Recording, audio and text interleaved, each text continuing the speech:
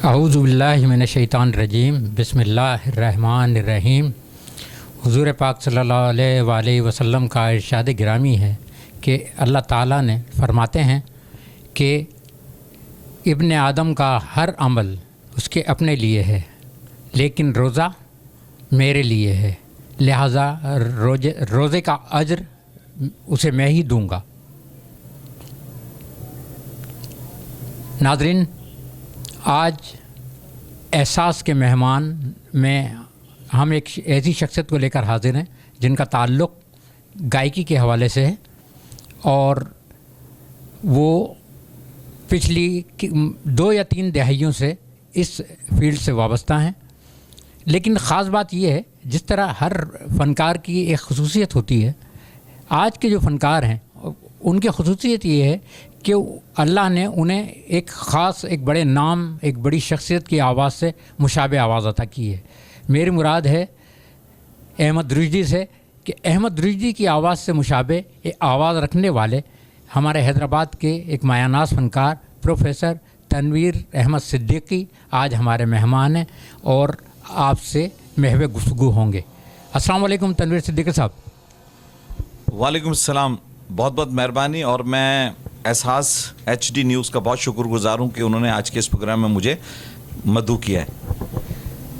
تنویر صدیقی صاحب، آپ نے کہا کہ آپ کو یقیناً آپ کو ایک اچھا احساس ہو رہا ہوگا احساس کی اس محفل میں بیٹھ کر، تو یہ بتائیے کہ آپ سے پہلا سوال، چونکہ ہمارا یہ رمضان ٹرانسمیشن کے حوالے سے ہے پروگرام، تو یہ بتائیے کہ آپ نے اپنا پہلا روزہ کب رکھا اور ذرا اس سے متعلق اپنی یادیں شیئر کیجیے احساس کے ناظرین سے۔ یعقوب بھائی، بہت بہت مہربانی، اور اس سے پہلے میں اپنے چینل کا شکریہ ادا کر چکا ہوں، اور دوسری بات یہ کہ شہر میں اس وقت بہت سارے چینل چل رہے ہیں، لائیو نشریات چل رہی ہیں ان کی، لیکن ہمارے احساس HD نیوز کی جو لائیو نشریات ہے اس میں جن لوگوں کو بلایا جا رہا ہے شہر حیدرآباد کے مختلف شعبوں سے جو تعلق رکھتے ہیں، تو یہ ایک بہت بڑا کام ہے۔ دعا گو ہوں کہ اللہ تعالیٰ اس چینل کو دن دگنی اور رات چوگنی ترقی عطا فرمائے۔ اب میں آتا ہوں آپ کے سوال کی جانب کہ پہلا روزہ میری میموری میں جو مجھے یاد پڑتا ہے کہ بہت اچھے طریقے سے جو ہے وہ اس کو سیلیبریٹ کیا گیا تھا، کیونکہ میں اپنے گھر میں بڑا تھا اور اس زمانے میں اتنی مہنگائی بھی نہیں تھی اور دوسری تفریحات یا دلچسپیاں نہیں تھی، تو خاندانوں میں یہ چھوٹی چھوٹی جو کہنا چاہیے کہ تقریبات کو جو ہے بہت زیادہ لوگ منایا کرتے تھے۔ تو پہلا جو روزہ ہے بس وہ سن تو یاد نہیں ہے مجھے، لیکن یہ کہ بڑا اس کو گھر والوں نے سیلیبریٹ کیا تھا، محلے والوں نے سیلیبریٹ کیا تھا، اور ایک بہت بڑا جسے کہنا چاہیے کہ مجمع یا محفل کہہ لیں وہ تھی، اور اس زمانے کی جو بھی مروجہ جو بھی ڈشز تھیں وہ ساری کی ساری تھیں، اور کافی تحفے طائف بھی لیے تھے، لیکن خوشی اس بات کی تھی کہ ہم نے پہلا روزہ رکھا، کیونکہ اس زمانے میں پہلا روزہ رکھنے کی جو ایک خوشی ہوتی تھی اس کو دل سے آج تک مٹایا نہیں جا سکتا۔ اب بھی روزے آتے ہیں، محفلیں بھی ہوتی ہیں، لیکن وہ جو ہمارا دور تھا اس دور کے اندر جو خوشی ہمیں روزہ رکھنے کی، پہلا روزہ رکھنے کی ملی ہے، وہ دل میں آج تک ثبت ہے۔ بہت مفصل جواب دیا آپ نے، اپنی یادیں شیئر کی۔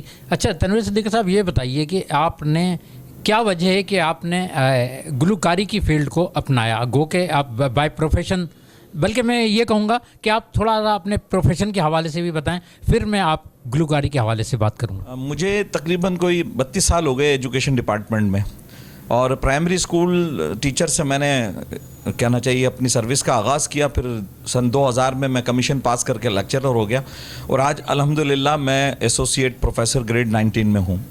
یہ تو میرا پروفیشن ہے، لیکن ان پورے 32 سالوں کے اندر ایک دن بھی ایسا نہیں ہے کہ جب میں نے فن موسیقی سے وابستہ افراد سے تعلق توڑا ہو یا ان کو ٹائم نہ دیا ہو۔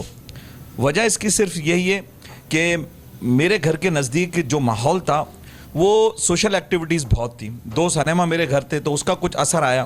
اس کے بعد ٹائم ٹو ٹائم پہ جب اسکول میں گئے تو وہاں پر بھی نعت، حمد، ترانے، اس زمانے میں اس طرح کے جو اسٹوڈنٹ ہوتے تھے نا ان کی بڑی ویلیو ہوتی، تو ہم صف اول کے اندر اپنے اسکول میں ہوتے تھے نعت ترانہ پڑھنے والوں میں، تو پھر بس وہ سفر چلتا رہا۔ پھر کافی عرصے تک اس طرح سے ہوتا رہا کہ میں کرکٹ کے میدان میں آ گیا اور بہت اچھی کرکٹ کھیلی، بورڈ حیدرآباد کو انڈر 19 وغیرہ ڈسٹرکٹ وغیرہ اچھی کھیلی بہت۔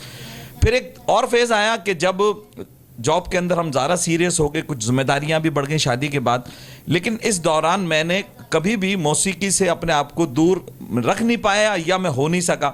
اور پھر مجھے تواتر کے ساتھ مواقع ایسے ملتے رہے, ماحول ایسا ملتا رہا مجھے کہ موسیقی کے لوگ میرے ساتھ وہ مجھے ملتے ہی رہے, یا میری ڈیلی کی بیٹھک کہہ لیں ان کے ساتھ ہوتے ہی رہی.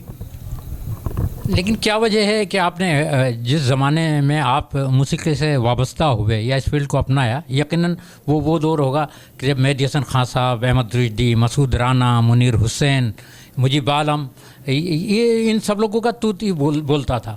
تو پھر کیا وجہ ہے کہ ان ساری آوازوں میں آپ نے احمد رشدی کا چناؤ کیا کہ آپ ان کو فالو کریں اور ان کے انداز میں اپنی گائیکی کا انداز بنائیں؟ کیا ریزن تھا ایسا؟ بڑا اچھا سوال ہے. بات دراصل یہ ہے کہ یہ سب جتنے گلوکاروں کے آپ نے نام لیے نا, ان میں احمد رشدی صاحب جو تھے نا, ان کی آواز ایک عوامی آواز تھی. اور جہاں میں رہتا تھا تو وہاں ہمارے قریب مارکیٹیں تھیں, تو مارکیٹوں میں آپ کو معلوم ہے عام طور پہ لوگ گانے بہت, اس زمانے میں ریڈیو کا دور تھا. یہاں میں ایک بات اور ایڈ کر دوں کہ آج میری زندگی کے اندر یا میری ایجوکیشن یا سنگنگ کے اندر جو بہت بڑا رول ہے نا مجھے ڈیولپ کرنے کا یا میرے پروسیس کو آگے بڑھانے کا یا سکھانے کا, وہ ریڈیو پاکستان حیدرآباد کا ہے. میں اس کی عمارت کو, اس کے لوگوں کو, اس کے پروڈیوسرز کو سارا کریڈٹ دیتا ہوں کہ میں آج اگر بولنے کے قابل ہوں یا میں گا رہا ہوں تو اس کے پیچھے جو ہے نا وہ ریڈیو پاکستان حیدرآباد کا 110% جو ہے وہ کہنا چاہیے پس منظر ہے. میں نے وہاں پر اور بھی پروگرامز کیے اور بڑے اچھے کمپوزروں کو دیکھا بھی, سنا بھی. ٹھیک ہے, اچھا دوسری بات یہ, وہ سوال کی طرف آتے ہیں رشدی والے. تو جب میں کہنا چاہیے میٹرک کے بعد تھا تو موسٹلی سب کے گانے سنتے تھے اور سب گلوکاروں کا دور تھا, لیکن رشدی صاحب کے گانے ایسے سہل تھے کہ میں گنگناتا رہتا تھا. اب مجھے معلوم نہیں تھا کہ میں جو گا رہا ہوں وہ کیسی آواز ہے, کس کی آواز ہے, کیونکہ یہ موسیقی تو ایک سمندر ہے, چل سو چل. پھر ایک وقت ایسا بھی آ گیا کہ میں نے گانا کم کر دیا لیکن تعلق ضرور رکھا اسے. پھر جب ذمہ داری مجھ پہ گھر کی کم ہوئی تھوڑی, تو میں دوبارہ جب باقاعدہ فیلڈ کی طرف آیا تو لوگوں نے کہا یار آپ کی گلے میں بیس اچھی ہے. تو بس وہ بیس تھا معلوم کہ بیس ہوتی کیا ہے, تو بیس اچھی ہے تو گانا شروع کیا. جب گانا شروع کیا تو کچھ لوگوں نے کہا یار یہاں پر آنے کے بعد تو آپ کی مشابہت ہو جاتی ہے احمد رشدی صاحب سے. تو میں نے کہا یار لوگ کہہ رہے ہیں تو پھر تو صحیح کہہ رہے ہوں گے. تو میں نے پھر اور قصدن جو ہے رشدی صاحب کو جو ہے وہ گانا شروع کر دیا. جب گانا شروع کر دیا تو پھر ان کی جو آواز کی باریکیاں ہیں وہ میں نے لگانے کی کوشش کی, تو پتہ لگا وہ بھی لگنا شروع ہو گئی, تو اور میچورٹی آتی چلے گی.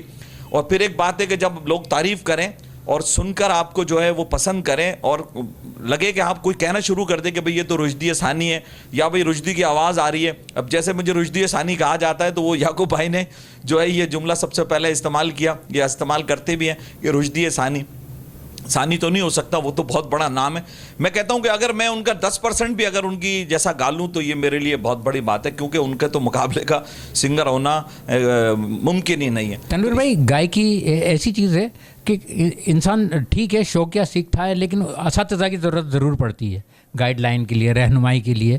تو آپ ان اساتذہ کا ذکر ضرور کیجئے جن سے آپ نے رہنمائی حاصل کی. یعقوب بھائی, میں رہنمائی کے ساتھ ساتھ ایک بات اور بتاتا چلوں. جیسا کہ میں نے پہلے عرض کیا کہ مجھے قدرتاً ایسا ماحول ملا کہ وہ تھے سارے میوزک کے لوگ, یا کہنا چاہیے سوشل میڈیا کے لوگ تھے. اتفاق کہیے میرے گھر کے پیچھے جو ہوتے ہیں نا وہ زیادہ تر لوگ اسی سے موسیقی کے شعبے سے وابستہ رہے, کافی لوگ تھے. پھر جب میں اپنے جو میرا اصل علاقہ ہے جو مجھے میمن ہاسپٹل کا ایریا کہلاتا ہے, اس کے بعد جب میں نے شفٹ کیا لیاقت کالونی تو مجھے اس ایریا سے زیادہ اور ماحول مل گیا. تو میری گلی میں استاد فتح علی خان جو پرائڈ آف پرفارمنس ہے, استاد نذیر خان طبلہ نواز وہ خود پرائڈ آف پرفارمنس ہے, پھر استاد کہنا چاہیے کہ مجید خان سارنگی نواز وہ خود پرائڈ آف پرفارمنس ہے. ان تمام لوگوں کے ساتھ ساتھ اور بھی اس ایریے میں تمام لوگوں کا تعلق جو ہے وہ میوزک سے تھا. ٹھیک ہے, مگر میں شکر گزار ہوں اپنے استاد مرحوم رشید خان کا کہ انہوں نے خاص مجھ پر شفقت کی, اور میں ان کے ساتھ تقریباً کوئی 20 سال رہا اور سیکھا یا نہیں سیکھا لیکن ساتھ ان کا میں رہا. اور آپ کو معلوم ہے کہ جب آپ گلشن میں جاتے ہیں تو کچھ نہ کوئی خوشبو آتی ہے. تو میں سب سے پہلے استاد رشید احمد خان کا نام لوں گا. اس کے ساتھ ساتھ میری جو ابتدائی تعلیم تھی وہ صدیق مکیش صاحب ہوتے تھے ہیر آباد کے اندر, انہوں نے سب سے پہلے مجھے باجے پہ ہاتھ رکھوایا. لیکن جو ڈبیٹ ہماری ہوتی رہی وہ میرے بڑے قریبی دوست ہیں استاد سلیم نوشاد صاحب. یہ سارے وہ لوگ ہیں جنہوں نے گاہے بگاہے مجھے میوزک کے رموز بتائے, طریقہ کار بتائے, اور ان سے بحث ہوتی رہتی تھی. اور استاد محترم جو ہے وہ تو میں کہہ رہا ہوں کہ میں نے اپنی زندگی میں ایسا نہیں دیکھا کہ کبھی وہ بے سرے ہوئے ہوں. میں نے سب کو دیکھا ہے کہ کوئی بے تالا ہو جاتا ہے, کوئی بے سرا ہو جاتا ہے, لیکن میں نے اپنے استاد میں یہ کوالٹی دیکھی کہ وہ 12 سروں سے بجا رہے ہوتے تھے, گا رہے ہوتے تھے, مجالے کوئی نوٹ کم لگ جائے. تو میں نے جو ماحول لیا اور مجھے جو اساتذہ ملے تو میں شکر گزار ہوں کہ ان لوگوں نے مجھے بہت سیکھا. اور پھر ریڈیو پاکستان کا بھی ذکر میں کر چکا ہوں کہ میری وہاں بھی تربیت ہوئی. یہ بات تو کی آپ نے رہنمائی کے حوالے سے, لیکن آپ کو آگے جانے میں کن لوگوں کی مدد اور معاونت شامل رہی جنہوں نے حوصلہ افزائی کی آپ کی, یا کسی بھی مد میں آپ کے سے تعاون کیا آپ کو آگے لانے میں, ان کا بھی ذکر ہو جائے؟ دیکھیں یعقوب بھائی, بات دراصل یہ کہ جیسے جب پرائمری ہے پھر مڈل ہے پھر تو اس طرح اسٹیج ٹو اسٹیج جو ہے نا مجھے بہت لوگوں نے جو ہے نا وہ سپورٹ کیا. میں سب سے پہلے اس وقت ریٹائر ہو چکی ہیں ریڈیو پاکستان کراچی کی FM 101 کی اپنی رابعہ اکرم صاحبہ, انہوں نے مجھے بہت سپورٹ کیا. اور میں یہاں بتاتا چلوں کہ سب سے پہلا جو ہے وہ گانا میں نے جو کرونا کا انہوں نے مجھ سے گوایا, اور مجھے یہ اعزاز حاصل ہے کہ پورے پاکستان کے اندر اسلام آباد سے, لاہور سے اور کراچی سے کرونا کے خلاف جو ایک گانا تھا وہ میں نے ہی لکھا تھا, اس کو گایا بھی میں نے تھا, اس کو کمپوز بھی میں نے کیا تھا. وہ میری پرانی کہنا چاہیے استاد بھی تھی اور ریڈیو پاکستان پہ انہوں نے مجھے بہت سپورٹ کیا. اس کے بعد میں سہیل ملک صاحب کا نام لوں گا کہ سہیل ملک صاحب نے مجھے ایک نیشنل سانگ جو ہے وہ تیار کرنے کے لیے دیا, اور وہ نیشنل سانگ بھی جو ہے میں نے گایا. اس کی بھی شاعری, اس کی کمپوزیشن اور آواز اس کے اندر میری تھی. اس کے بعد جب ہم اسٹیج کی جانب آتے ہیں تو نو ڈاؤٹ اس کے اندر سب سے بڑا نام جو ہے وہ ملک یوسف جمال صاحب کا, انہوں نے بڑا سپورٹ کیا مجھے. پھر فن اینڈ آرٹ کے خلیل رشید صاحب ہیں, انہوں نے اپنے پروگرامز میں چانس دیا مجھے. پھر اختر پیرزادہ ہیں, پھر اسرار بھائی ہیں آج کل, اور اس کے ساتھ ساتھ عقیل قریشی صاحب ہیں, یا حیدرآباد میں کامران خان ہے, ریاض قریشی, یہ سارے وہ لوگ ہیں کہ جو مجھے چانس دیتے رہتے ہیں اور پروموٹ کرتے ہیں. اور آج کل جو ہے وہ بہادر لاشاروی صاحب بھی جو ہیں وہ مجھے کافی پسند کرتے ہیں اور پروموٹ کرنے کی کوشش کر رہے ہیں. اچھا تنویر صدیقی صاحب, یہ بتائیے کہ آپ نے ریڈیو پاکستان کا بھی ذکر کیا, تو ریڈیو پر آپ کی کارکردگی کس نوعیت کی تھی؟ ریڈیو سے جو وابستگی آپ نے اختیار کی یا کچھ عرصہ وہاں گزارا تو کس ضمن میں گزارا؟ میں ریڈیو پر سب سے پہلے میں نے, بہت پرانی بات ہے, 1988 میں ایک مضمون تھا جواں فکر, ایک پروگرام تھا یوتھ کا, اس کے اندر میں نے ایک مضمون پڑھا, اور وہاں جانے کے بعد میں نے محسوس کیا کہ یہ ادارہ یا یہ ماحول ایسا ہے کہ یہاں سیکھنے کا بہت موقع ہے. میں پھر اس سے کہنا چاہیے انگیج ہو گیا, اور پھر آہستہ آہستہ وہاں جو میں نے رابعہ اکرم صاحبہ کا نام لیا, انہوں نے مجھے ایک پروگرام ہوتا رہا ذہانت شرط ہے, تو اس کے اندر پھر پارٹیسپیٹ شروع کیا میں نے. پھر آہستہ آہستہ میں الحمدللہ, اگر ہو سکتا ہے کہ یہ ریکارڈ بھی ہو, کہ ریڈیو کی تقریباً 9 کیٹیگریز کے اندر میں نے کام کیا ہے. اب اس کے پیچھے وجہ کیا تھی؟ وجہ یہ تھی کہ جب میں نے 2-3 سال ریڈیو پر کام کیا تو میرے ذہن میں یہ سوال آ گیا کہ میں کیوں نہ یہی ملازم ہو جاؤں, تو یہ میری طبیعت کے حساب سے بھی نوکری ہوگی, میرا پروفیشن جو ہے میری ہابی ہو جائے گا, یا میری ہابی میرا پروفیشن ہو جائے گا. تو میں نے وہاں ڈبنگ, ایڈیٹنگ, اسکرپٹ رائٹنگ, یہ سب کچھ کام سیکھ لیا. اور میں 95 سے لے کر اور 2000 تک, یعنی کہ 4-5 سال کے اندر میں نے اپنے آپ کو بالکل گروم کر لیا. میں ڈرامے کا آرٹسٹ بھی ہوں, وہاں میں اپرووڈ سنگر بھی ہوں, وہاں موڈریٹر بھی میں نے کام کیا, کوشچن جو سوالات بناتے وہ بھی کیا, کوئز ماسٹر بھی رہا, کوئز اسسٹنٹ بھی رہا, چھوٹے ڈرامے بھی لکھے. اس کے علاوہ جو نیوز بھی میں نے وہاں پڑھی, اور جو لائیو نشریات جاتی ہے اس کو بھی میں نے وہاں سے کہنا چاہے میچز پہ جو کمنٹری ہوتی ہے وہ بھی میں نے کی. اور ریڈیو کو میں ایسا لگتا تھا جیسے میں اپنے گھر میں جا رہا ہوں, اور گھر میں تو آپ کو معلوم ہے کبھی آپ جھاڑو دیتے ہیں, تو کبھی برتن صاف کرتے ہیں, تو کبھی جالے صاف کرتے ہیں, تو اس طرح ریڈیو آج بھی جو ہے وہ میرے اعصاب پر سوار ہے. اور میں اپنی ساری کامیابی کا پہلے کہہ چکا ہوں کہ سارا کریڈٹ اس ریڈیو کو ہی دیتا ہوں.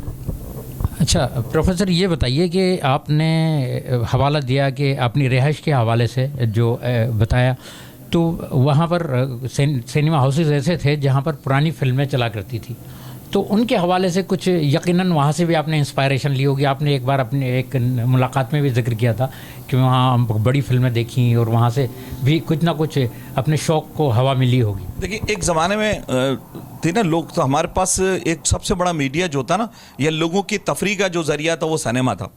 اب میرا جو گھر تھا اس کے بالکل جو ہے نا 100-150 میٹر کے فاصلے پر ایک نشاط سنیما تھا اور ایک ہرا سنیما جسے کیپٹل سنیما کہتے رہے. اب اصل مسئلہ ہوتا تھا ٹکٹ کا, تو دونوں سنیما فری تھے, کیونکہ اس میں جو کام لوگ کرتے تھے وہ یا میرے محلے کے ہوتے تھے, تو ہم چھوٹے ہوتے تھے تو آسانی سے چلے جانا اور آ جانا, یا وہ جو پوسٹر بنا رہے ہوتے لوگ ان کے ساتھ جو نا ان کے ساتھ کام کرنا, جو پینٹرز ہوتے تھے, تو یہ دونوں سنیما بالکل آسان تھا. اب اس زمانے میں وہاں پر زیادہ تر پرانی فلمیں ہوتی تھی, اور ظاہر ہے میں یہاں ایک بات کہتا چلوں کہ وہ جو فلمیں تھیں نا اس سے سیکھنے کو موقع ملتا رہا. آج کی فلمیں جو ہے وہ ہمیں کچھ کمرشل اس میں ازم زیادہ آ گیا, لیکن ان فلموں کے اندر جو ہے رشتوں کی پہچان ہوتی تھی, آپ کا ڈریس ہوتا تھا, آپ کو برداشت کا دیا جاتا تھا, سماجی مسائل کو اجاگر کیا جاتا تھا, جو ایسے عناصر ہوتے تھے جو اینٹی سوشل ہوتے تھے ان کو اجاگر کیا جاتا تھا, بچوں کو پیغام دیا جاتا تھا کہ ماحول کیسا رکھنا چاہیے. بدقسمتی سے آج کل وہ نہیں ہے, اب تو میڈیا کا دور ہے, لیکن وہ دور اچھا. اس کے بعد ہم دیکھتے ہیں کہ میرے اور قریب نور محل سنیما تھا, کیسر سنیما تھا, شہاب سنیما تھا. ظاہر ہے جب آپ اتنے سنیماؤں کے بیچ میں رہیں گے اور آپ کو فلم دیکھنا بھی آسان ہو تو آپ فلم دیکھیں گے. تو میں آج بھی فلم دیکھتا ہوں, اور فلم اس وجہ سے نہیں دیکھتا کہ میں کچھ اس سے تفریح لے رہا ہوں, تفریح بھی لیتا ہوں, لیکن میں یہ دیکھتا ہوں کہ اس میں کام کی بات کون سی ہے, کیونکہ میں ایک ٹیچر ہوں, اور ہر فلم میں بری سے بری فلم ہو کوئی نہ کوئی سین, کوئی نہ کوئی ڈائلاگ ایسا ضرور ہوتا ہے جو معاشرے پہ جا کے ہٹ کرتا ہے. بس اسی کو کیچ کرنے کے لیے میں فلم دیکھتا ہوں, چاہے وہ جنگی فلم ہو یا ڈراؤنی فلم ہو, سماجی فلم ہو, کمرشل فلم ہو, میں فلم ضرور دیکھتا ہوں, کیونکہ اس سے مجھے سیکھنے کو ملتا ہے. اور میں جو بول رہا ہوں اس کے اندر بہت حد تک فلم کا بھی ہاتھ ہے. فلم کے حوالے سے بھی کافی تفصیلی جواب دیا آپ نے, تو اسی مد میں ایک سوال میں یہ کروں گا. اب آپ نے متعدد پروگراموں میں آپ کو حمد اور نعت پڑھتے ہوئے بھی دیکھا, میں نے منقبت پڑھتے ہوئے بھی دیکھا, تو کیوں نہ ہمارے جو احساس کے ناظرین ہیں ان کی سماعتوں تک بھی آپ کی آواز میں کوئی خوبصورت کلام حمدیہ, نعتیہ یا منقبت ہو جائے. میرے دل میں ہے یاد محمد, میرے دل میں ہے یاد محمد, میرے ہونٹوں پہ ذکر مدینہ, تاجدار حرم کے کرم سے آ گیا زندگی کا کرینہ. میرے دل میں ہے یاد محمد, ان کے چشم کرم کی عطا ہے, ان کے چشم کرم کی عطا ہے, میرے سینے میں ان کی ضیا ہے, میرے سینے میں ان کی ضیا ہے. مجھ گناہ گار پر کس قدر ہے مہرباں تاجدار مدینہ, میرے دل میں ہے یاد محمد. ماشاء اللہ, جزاک اللہ.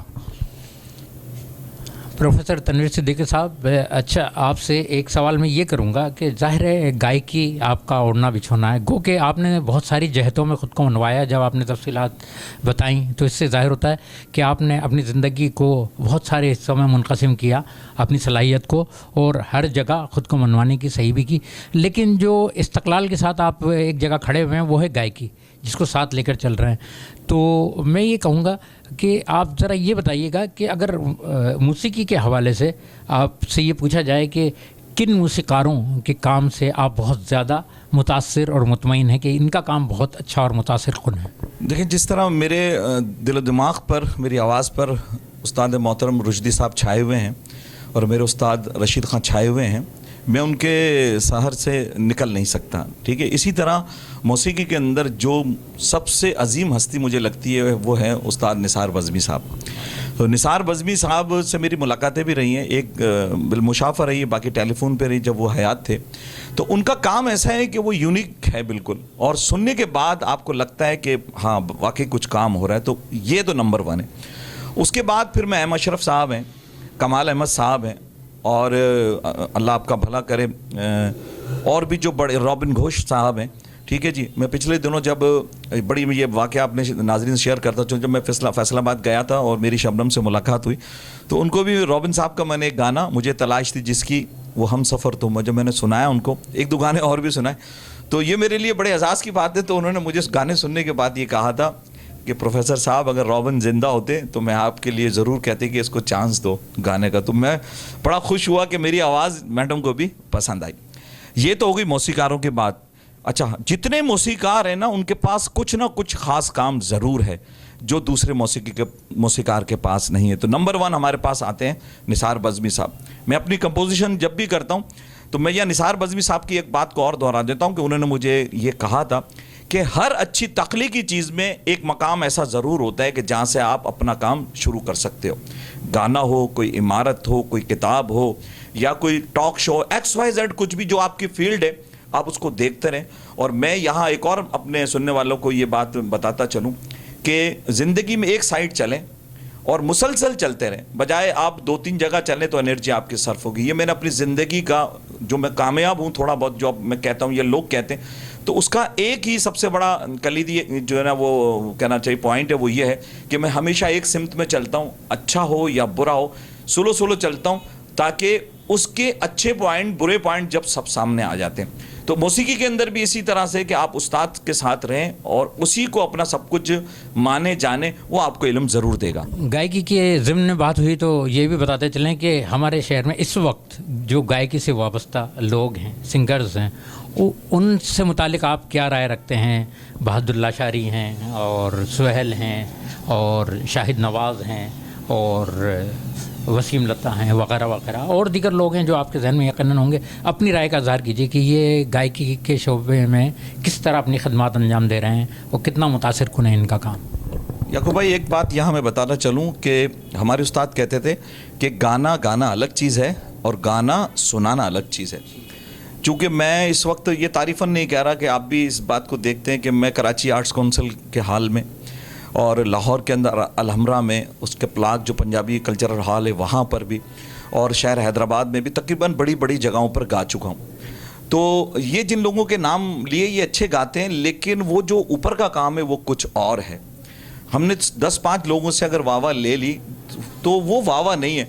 आप कहना चाहिए हब में गाकर, जैसे लाहौर है, लाहौर में मैं अभी गाकर आया तो वहाँ से कुछ लोगों से दाद ली, कुछ लोगों ने अप्रिशिएट किया।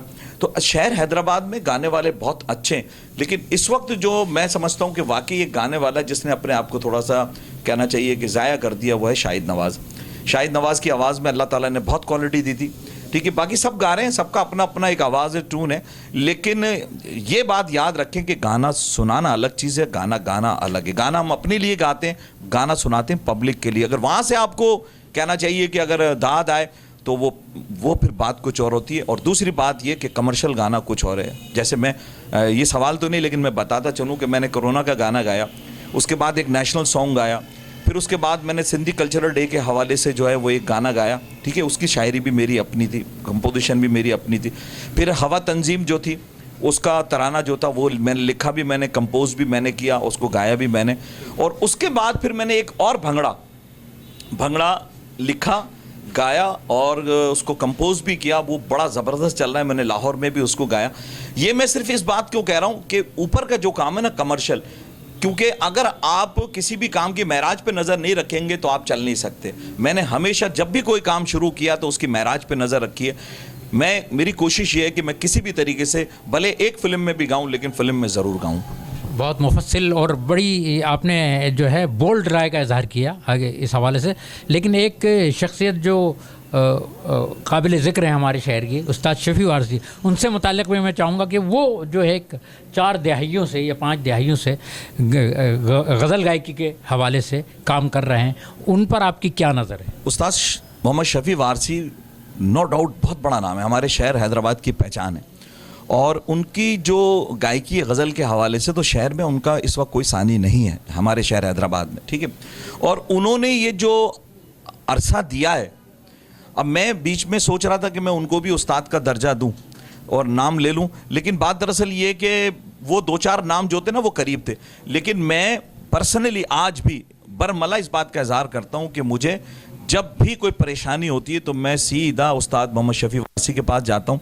ये जितने मैंने गाने अभी आपको मैंने बताया ना, इन सारे गानों के लिए नोक पलक जो दुरुस्त कराई वो उस्ताद शफी वारसी ने कराई है। ये जवाब मैं आखिर में आपको देता, लेकिन चूंकि अब आपने सवाल कर दिया तो मुझे देना पड़ा कि उस्ताद मोहम्मद शफी वारसी ने जो अपनी ज़िंदगी के 40 साल इस फील्ड को दिए हैं वो बहुत बड़ी खिदमत है, बहुत बड़ी खिदमत है। उसका कोई नामुल बदल नहीं है। गायक भी वो बहुत अच्छे हैं और इस वक्त जो अपनी एकेडमी चला रहे हैं और या प्रोडक्शन हाउस जो कून चला रहे हैं तो वो भी माशाल्लाह अच्छा काम कर रहा है। बहुत मुफस्सिल गुफ्तगू की आपने। अब आखिर में मैं ये चाहूँगा कि आप एहसास के नाज़रीन को अपना कोई पैगाम देना चाहें वो दें, और एहसास न्यूज़ की जो टीम काम कर रही है उनकी कारकर्दगी के हवाले से भी अपनी राय का इज़हार करें, अब तक जो काम आपने उनका देखा है। मैं एक बार फिर एहसास HD न्यूज़ का शुक्रगुज़ार हूँ कि उन्होंने मुझे कॉल किया। याकूब भाई आपका भी शुक्रगुज़ार हूँ कि आपने जो है मेरे जो ज़िंदगी के मुख्तलिफ जो पर्दे थे या राज थे या और बातें थी वो उसको कुरेद के पूछने की मुख्तसर टाइम के अंदर किया। इस वक्त जो मैंने पहले बताया कि मुख्तलिफ चैनल्स काम कर रहे हैं तो वो काम तो कर रहे हैं, लेकिन उनके काम को आप देख के लगेगा कि इसके अंदर कोई वज़न नहीं है, कोई मकसदियत नहीं है। लेकिन ये हमारा एहसास जो चैनल है ना, इसका तो देखें, आप देखेंगे कि अवाम का एहसास हमारा एजाज़। एहसास अगर किसी के दिल में है ना तो समझो वही इंसान है। और मैं दिल की गहराइयों से चाचा सरफराज और उनकी टीम को, उसमें अनवर गौरी साहब भी हैं, उसमें सलमान रब्बानी साहब भी हैं और उनमें जो लोग भी हैं उनमें आप भी हैं, जो टीम है, दिल की गहराइयों से मुबारकबाद देता हूं कि ये दिन रात काम कर रहे हैं, बगैर किसी गर्ज के, बेलौस होकर काम कर रहे हैं। और आपका जो मैसेज है वो चैनल पे देखा जा रहा है। और मैं दुआ गूँ कि जब मैंने चाचा से उस दिन भी कहा था और अब मैं एक बार फिर कह रहा हूँ कि जहाँ मेरी ज़रूरत पड़ेगी इस चैनल को तो मैं भी इसके लिए काम करने के लिए हाजिर हूँ। और ये बहुत अच्छा काम कर रहे हैं, अल्लाह ताला इनको बहुत तरक्की दे। बहुत शुक्रिया तनवीर सिद्दीकी साहब, आपने बहुत खूबसूरत और मुफस्सिल गुफ्तगू की, आपका बहुत बहुत शुक्रिया। बहुत बहुत शुक्रिया।